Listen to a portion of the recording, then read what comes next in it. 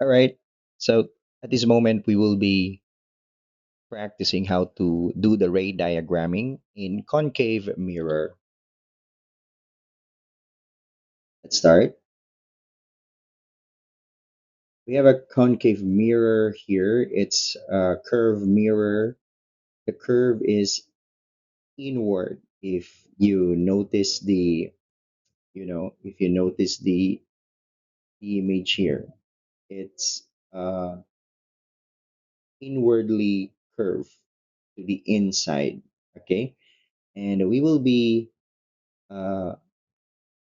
will draw the principal axis. That's it. That's the principal axis, or we call it the optical axis in some other references. Okay, and the center of that curved mirror draw the where we draw the principal axis, it's called the pole.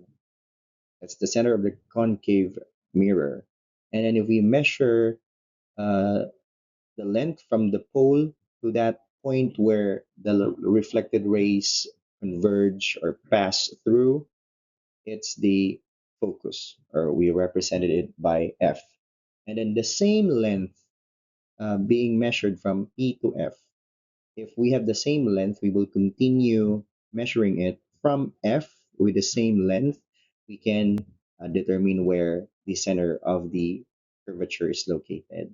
That's the center of that mirror. If we will continue that concave mirror, it will form a circle, and that point at the center, that's the center of the curvature.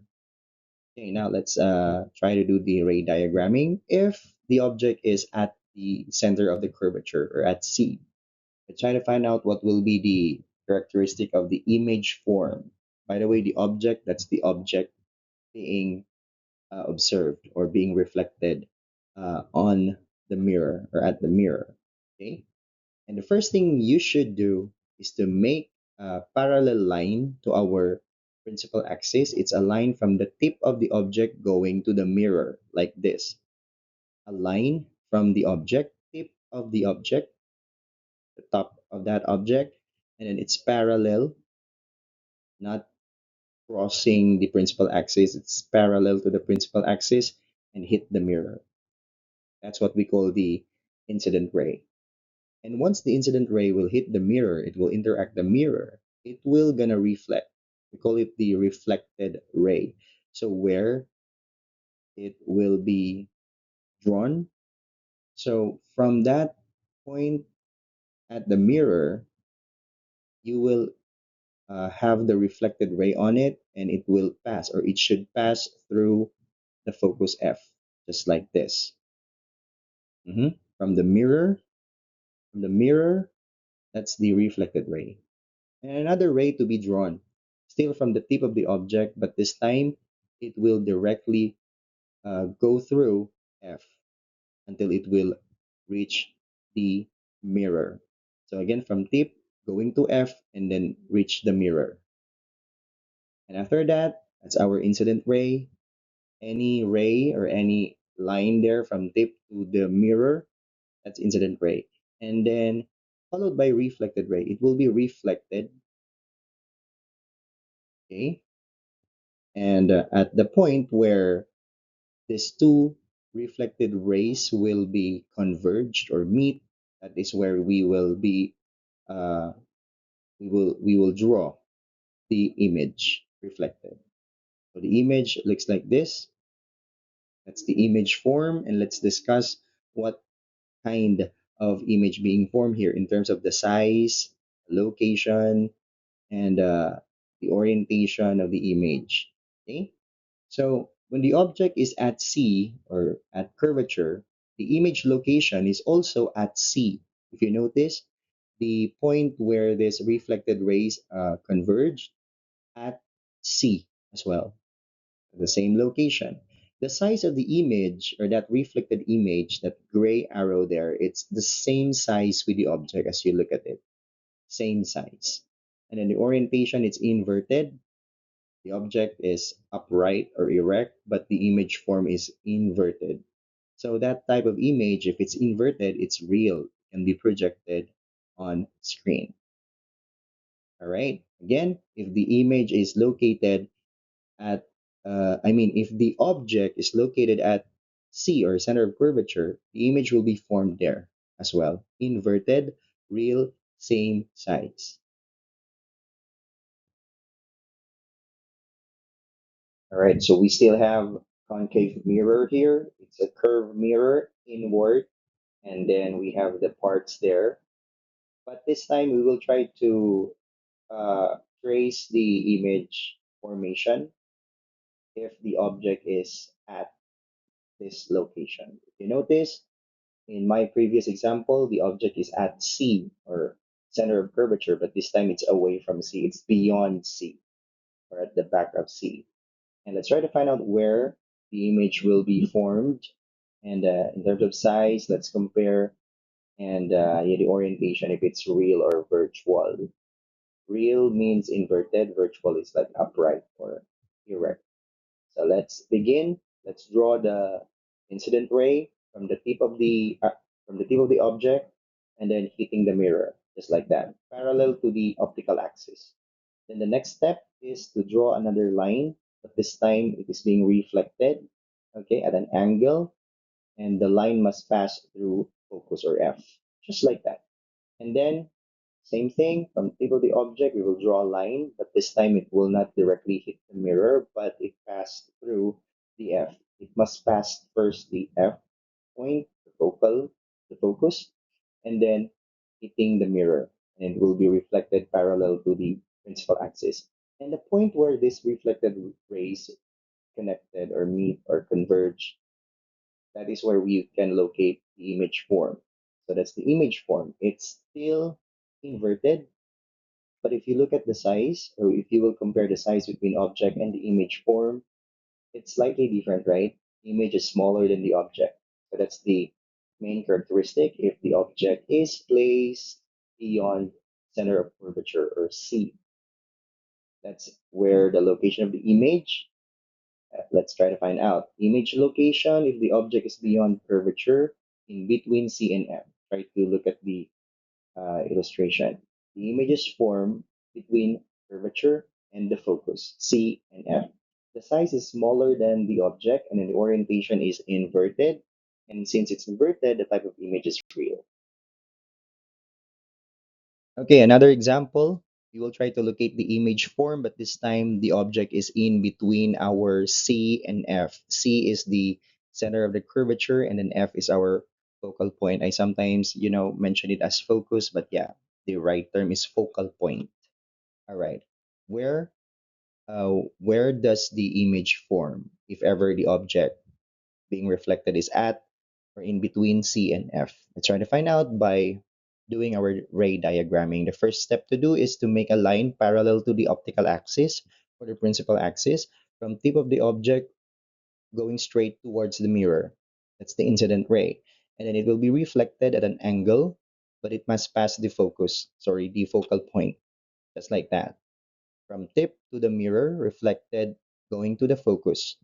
Then we can continue the line there, the reflected ray. The next incident ray, it must pass through the focus, going to the concave mirror, interacting the concave mirror, and then the reflected ray will be parallel to the optical axis. And the point where these two lines or reflected rays meet or converge, that is where we can draw the image form. And the image form is still inverted. So if it's inverted, it's real. It can be projected on screen. And then if you look at the size, if you will compare the size, both image and object, the image size is now larger than the object. And its location, if you try to study the diagram, the location of the image form is beyond C. So if the object is between C and F, the image will be formed far away from C or beyond C. Okay, so let's try to find out. Object is between curvature and focal point. The image location is beyond C, as you can observe. And then the size is larger than the object, the orientation is inverted, and then it's real. All right, so we have another example, but this time we will place the object at the focal point. Let's try to find out where does the image will be formed if the object is at focal point. All right. So the first rule is to make a line, to draw a line from tip of that object to the mirror, interactive to the mirror. That's the incident ray. And then that ray will be reflected going, it must be passing the focus. All right. There's another thing to consider this time. You should be very careful with the next step. It is when it will only happen when the object is at the focus. Okay. And this time you cannot draw a line that is passing towards the focal point because the object is at focal point. So our second incident ray will be drawn like this from tip of the object going to the pole, the center of the mirror. That's the center of the mirror. So if you notice from tip to the P, and then that's the pole. And then reflected, following the law of reflection, incident angle is equal to the reflected angle. So in that case, with the right amount of angle, similar to our incident angle with respect to our principal axis, that is now the reflection of our uh, incident ray at pole. So no image in a sense that these two lines are not converge or not meet. It will infinite. That's very infinite. You know, it will not meet at some point. It's infinitely parallel to each other. So we can say no image is formed, but in reality, or if we try to think of it, if we will trace back these two parallel line, it's going to be infinite. Since it's infinite, it cannot be projected on screen, and we can think that the image is extremely large. So that's our characteristic of the object there. The image form, although it's no image, because the thinking is uh, these two reflected rays are infinite, but yeah, the image in this case is very, very large. It's still upright and upright and what else? Upright and real image. So there is like a point, a line being drawn at curvature, center of the curvature. But yeah, in this case, the line uh, passing the curvature, center of curvature, and then tip of the object, it will be just be reflected in the same direction backward. Okay, just like that. So it's still no crossing or meeting of light rays, reflected rays at some point. No image, but yeah, the image is extremely large if the object is at focus or focal point. Extremely large, real, and inverted.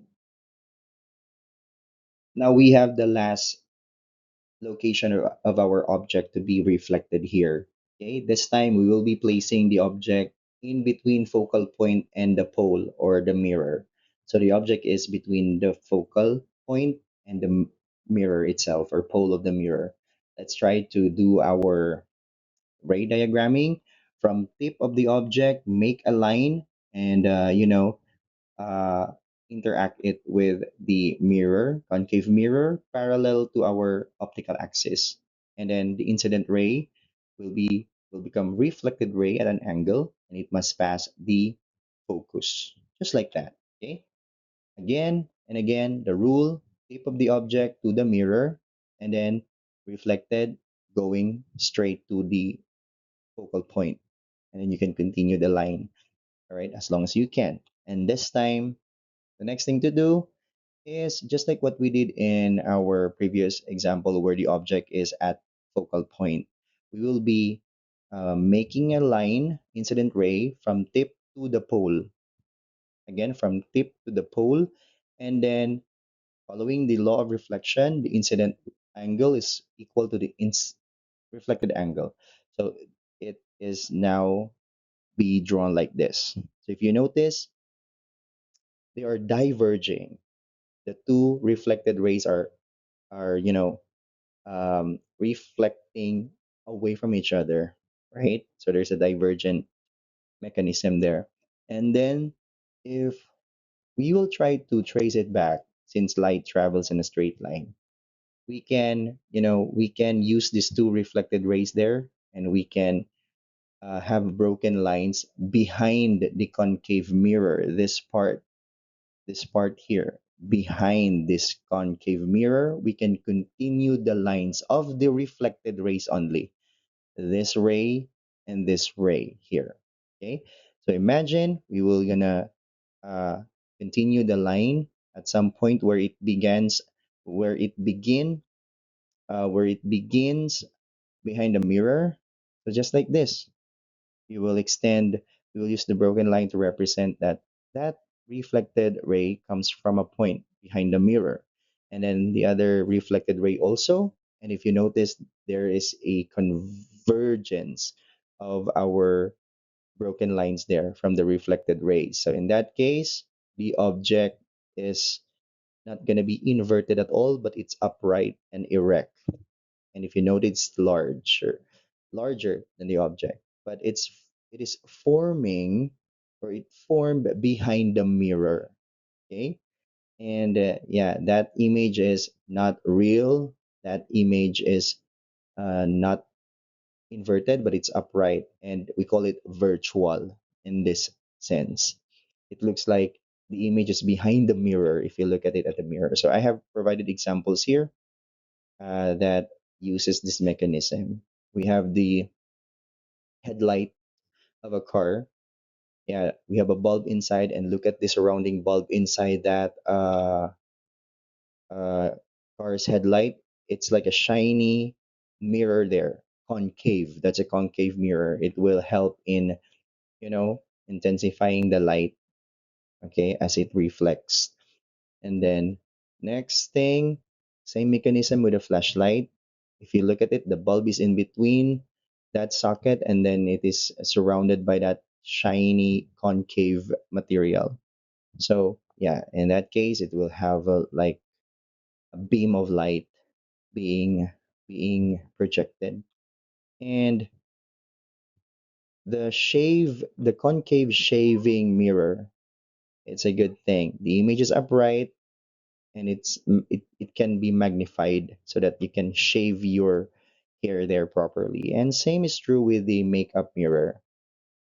A concave mirror here is being used to enlarge your face, and you can focus on beautifying your face. All right. So in this case, when the object is between focal point and pole or mirror, the image location is behind the mirror. If you look at it, it's behind the mirror. It's here. And then it's not front the mirror. It's not fronting the mirror. It's not formed in front of the mirror, but it's behind the mirror. By the way, those images formed in front of the mirror, we call it real and erect. Uh, sorry, real and inverted. But if the image is formed behind the mirror, the size will become larger and the orientation is upright or erect. Same with the object, but this time it's going to be larger than the object. And then it's going to be called virtual instead of real. Okay, so I hope you learned something. If you like this video, you can comment. Yeah, you can comment, or you can like, or you can subscribe to help me be motivated in doing videos like this. Thank you, and see you around in my next video. Bye for now.